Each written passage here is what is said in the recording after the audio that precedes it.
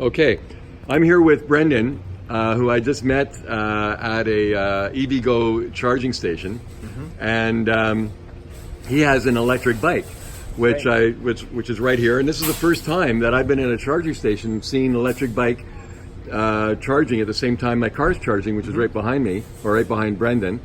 And I was intrigued, and I introduced myself, and he told me a little bit about his bike.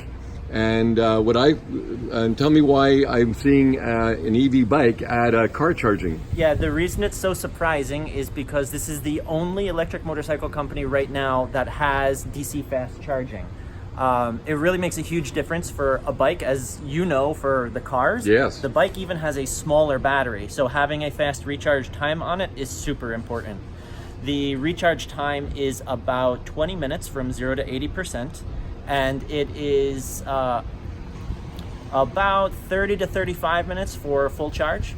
And on a motorcycle, that really makes all the difference. My previous bikes, I had built chargers for them to get them to charge in an hour. And that made trips like what you're doing and what I'm doing right now sort of possible, but like you got to take a nap at every single charge stop. Yeah, that's right. And now with a 20-minute charge, it's sort of like the bike is a little bit better than I am. It's ready to go further, and sometimes I actually have to stop when I'm not charging, which is weird.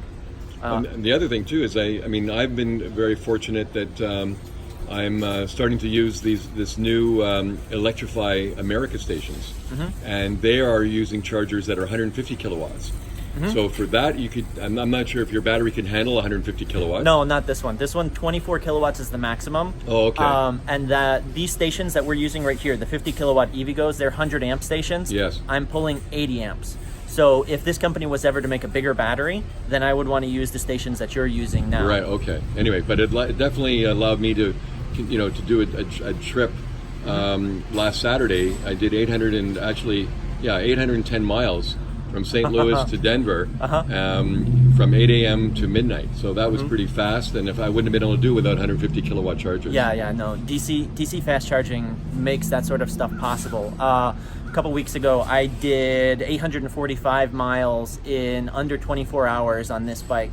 And in about 2 weeks, I'm going to be doing what's called an iron butt. It'll be the first OEM bike that you can take off the showroom floor and do 1,000 miles in 24 hours with, without any kind of modifications or anything like that. That's amazing. Yeah. That's amazing. And we really are still in the infancy of electric vehicles. And my trip, I went on areas where there was no level 3 chargers at all, and very few even level 2 chargers, but I still made it across the continent. Yep. Anyway, I think he wants you to move. Yeah, a lot of people don't realize that electric motorcycles exist, so when they see a motorcycle parked in a charging space, they just assume I'm some douchebag. That's right. But on the other hand, there's like two more spots right there. That's an electric bike, sir. It's cool to raise awareness about it. That's right. That's right. Anyway, and tell us a little bit about how fast this thing goes.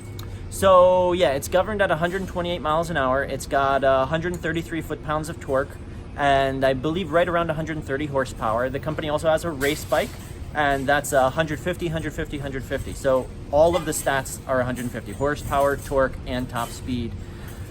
That thing is like a rocket ship. It's very good that it has the awkward riding position of a sport bike, because otherwise you couldn't hold on to it. Yeah, no kidding. Yeah. No kidding. It's like literally being shot out of a cannon. Yep.